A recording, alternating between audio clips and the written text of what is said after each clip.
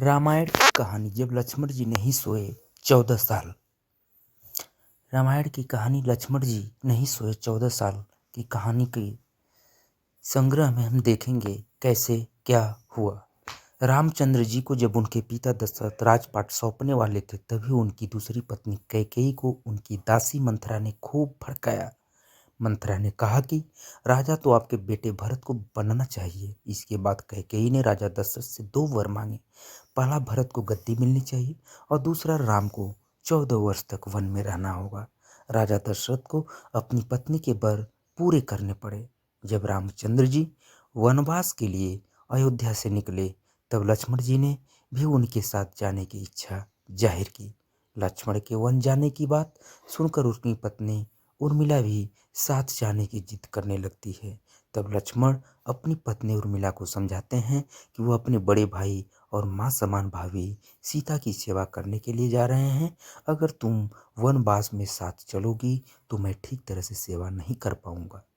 लक्ष्मण की सेवा भाव को देखकर उर्मिला साथ जाने की जिद छोड़ देती है और महल में ही रुक जाती है। वन में पहुंचकर लक्ष्मण भगवान राम और सीता के लिए एक कुटिया बनाते हैं।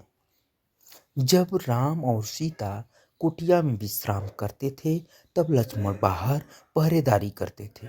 वनवास के पहले दिन जब लक्ष्मण पहरेदारी कर रहे थे तब उनके सामने निद्रा देवी प्रकट हुई। लक्ष्मण ने निद्रा देवी से वरदान मांगा कि वह 14 साल तक निद्रा मुक्त रहना चाहते हैं।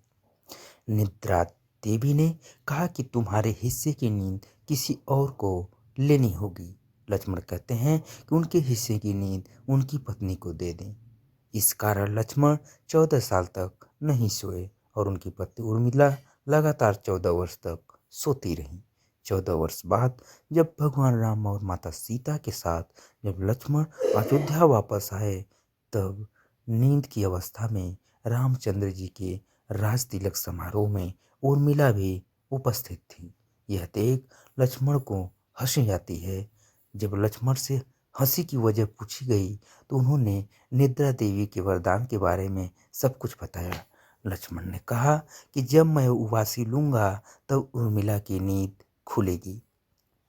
लक्ष्मण जी की इस बात को सुनकर सभा में मौजूद सभी हंस पड़े। सभी को हंसते देख उर्मिला लज्जावश समारोह से उठकर बाहर चली जाती है। दोस्तों, कृपया आप सभी लोग मेरे चैनल्स को सब्सक्राइब एंड लाइक करें। आपका बहुत बहुत आभार। हम आपके बीच ऐसे ही कंटेंट उपलब्ध कराते रहेंगे। आपका बहुत बहुत आभार, बहुत बहुत धन्यवाद। Thank you so much.